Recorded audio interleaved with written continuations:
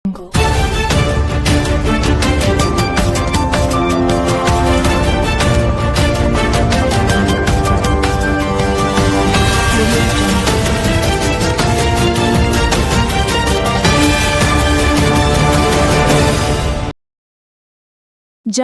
ನಗರದ ಜಂಬಿಗಿ ರಸ್ತೆಯಲ್ಲಿ ನಡೆದ ಎತ್ತಿನಗಾಡಿ ರೇಸ್ ಉದ್ಘಾಟನೆ ಮೂಲಕ ಜರುಗಿತು.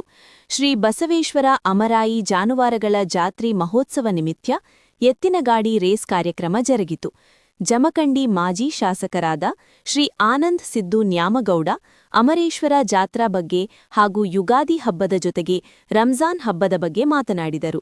ಅಧ್ಯಕ್ಷರಾದ ನಂದಪ್ಪ ರಾಮಪ್ಪ ನ್ಯಾಮಗೌಡ, ಉಪಾಧ್ಯಕ್ಷರಾದ ಸಚಿನ್ ಮಲ್ಲಪ್ಪ ತುಪ್ಪದ, ಪಕ್ಕೀರಸಾಬ್ ಭಗವಾನ್, ಗಿರಮಲ್ಲಪ್ಪ ಹಂಚಿನಾಳ, ಕಲ್ಲಪ್ಪ ತುಪ್ಪದ, ಮಾದೇವ್ ತಲೆಬಕನವರ, ಸಿದ್ದರಾಮ್ ಜಂಬಗಿ, ನಂದಪ್ಪ ಹಿಪ್ಪರಗಿ, ನಂದಪ್ಪ ತಳವಾರ್, ಶ್ರೀಶೈಲ್ ಚಿಟ್ಗೌಡರ್, ನಂದಪ್ಪ ನ್ಯಾಮಗೌಡ, ಸಂಗಪ್ಪ ದಡ್ಡಿಮನಿ, ಬಸವರಾಜ್ ಗುಡ್ಲಮನಿ, ಹಣಮಂತ ತುಪ್ಪದ, ಮಲ್ಲೇಶ್ ಹೇಶಮನಿ, ಮಲ್ಲಪ್ಪ ಉಳ್ಳಾಗಡ್ಡಿ, ರೇವಣಪ್ಪ ತಲೆಬಕನವರ, ರುದ್ರಯ್ಯ ಕರಡಿ.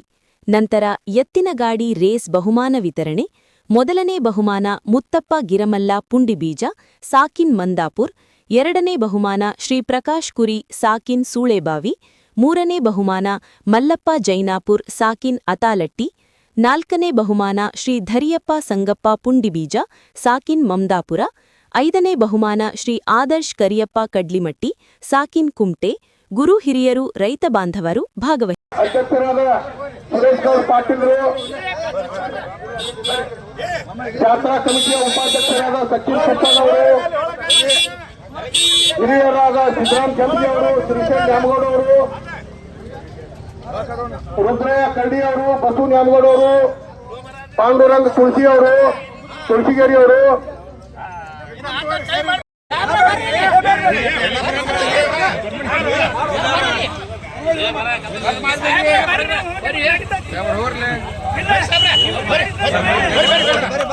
ಕಟ್ ಹಾಕ್ಬಿಡು.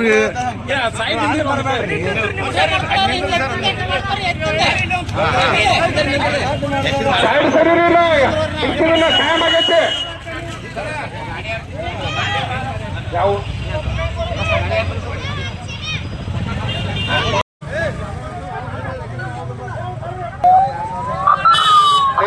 ಏ ಸೈಕಲ್ ಮೋಟ್ರ್ ಯಾಕೆ ಕಾಡು ಬರಾಕ್ತಾರಿ ಇವ್ರಿಗೆ? ಸೈಡ್ ಸರ್ರಿ ಸೈಕಲ್ ಮೋಟ್ರದವ್ರ.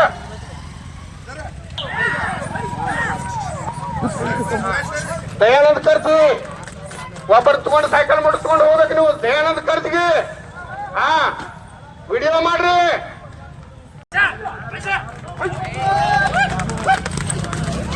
ಮೂರನೇ ನಂಬರ್ ಗಾಡಿ ಬೀಳತ್ತವ್ರ. ಪರ್ಸು ನ್ಯಾಮಗೌಡ ಗಾಡಿ ಇರುತ್ತೆ, ವಿಡಿಯೋ ಮಾಡ್ಕೊಂಡು ಬಂದತ್ರಿ.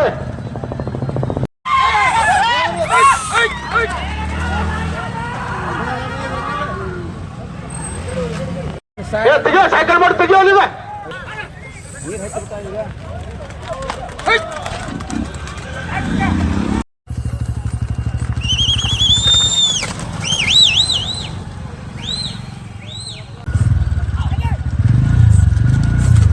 वाट वापर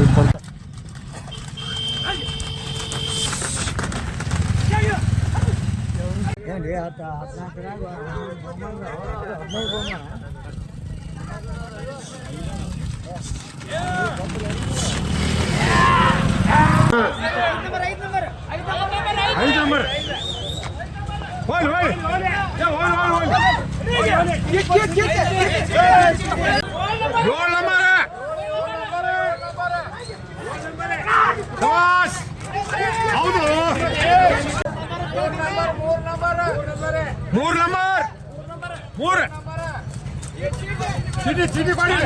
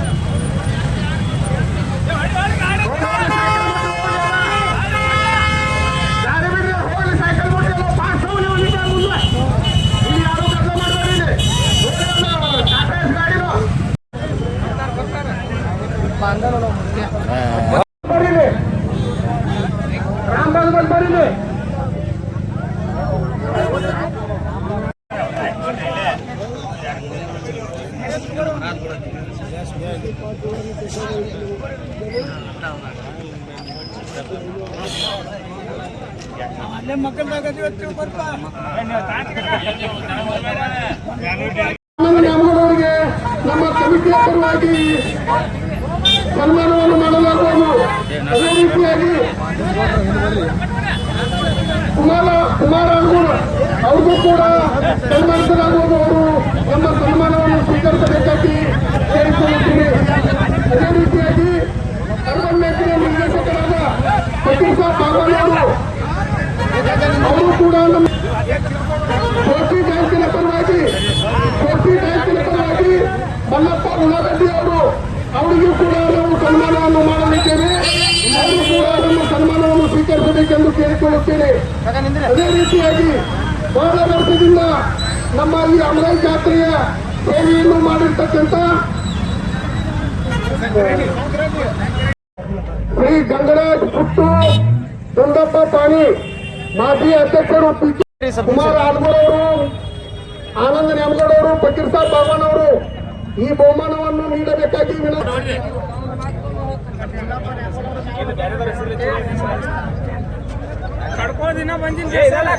ಇನ್ನು ಈಗ ನಡೆದಂತ ಸ್ಪರ್ಧೆ ಟ್ರೇನರ್ ಚಮಕಂಡಿ ಈ ಇಬ್ಬರು ಮಹನೀಯರು ಕೂಡಿ 20,000 ರೂಪಾಯಿಯನ್ನು ಕೊಡ ಮಾಡಿದ್ದಾರೆ. ಅವರಿಗೆ ನಮ್ಮ ಕಮಿಟಿಯ ಪರವಾಗಿ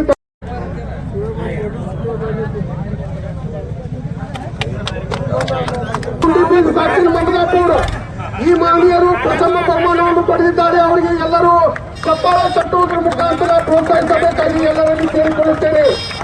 ಆ ಬಹುಮಾನವನ್ನು ಜಮಖಂಡಿಯ ಮಾಜಿ ಶಾಸಕರಾದ ಸನ್ಮಾನ್ಯ ಶ್ರೀ ಆನಂದ್ ನ್ಯಾಮಗೌಡ ಅವರು ಒಂದು ಸಮಾರೋಪ ಸಮಾರಂಭ ಪ್ರತಿ ವರ್ಷದಂತೆ ಈ ವರ್ಷನೂ ಕೂಡ ಈ ಅಮರಾಯಿ ಜಾನುವಾರುಗಳ ಜಾತ್ರೆಯನ್ನ 3 ದಿವಸ ಆಚರಣೆ ಮಾಡಲಾಯಿತು. ಇವತ್ತು ಕೊನೆ ದಿವಸ ತೆರಬಂಡಿ ರೇಸ್ ಕೂಡ ನಡೆಸಿದ್ರು. ಈ ಒಂದು ಸಂದರ್ಭದಲ್ಲಿ ನಮ್ಮ ಜಮಖಂಡಿ ಎಲ್ಲ ಹಿರಿಯರು ಪ್ರತಿ ವರ್ಷ ಈ ಜಾನುವಾರು ಜಾತ್ರೆಯನ್ನ ಬಹಳ ಯಶಸ್ವಿಯಾಗಿ ಮಾಡ್ತಾ ಬಂದಿದ್ದಾರೆ. ವಿಶೇಷವಾಗಿ ಈ ಜಾನುವಾರು ಈ ಜೋಡೆತ್ತಿನ ರೇಸ್ಗಳು ಏನಾಗ್ತಾವ, ಬಹಳಷ್ಟು ಕಡೆ ಜನ ಏನ್ ಮಾಡ್ತಾರಪ್ಪ ಅಂತಂದ್ರ ಆ ಜಾನುವಾರುಗಳಿಗೆ ಹಿಂಸೆ ಕೊಡ್ತಾರೆ, ಬ್ಯಾಟ್ರಿ ಹಚ್ಚಿ ಓಡಿಸುವಂತ ಕೆಲಸವನ್ನು ಮಾಡ್ತಾರೆ.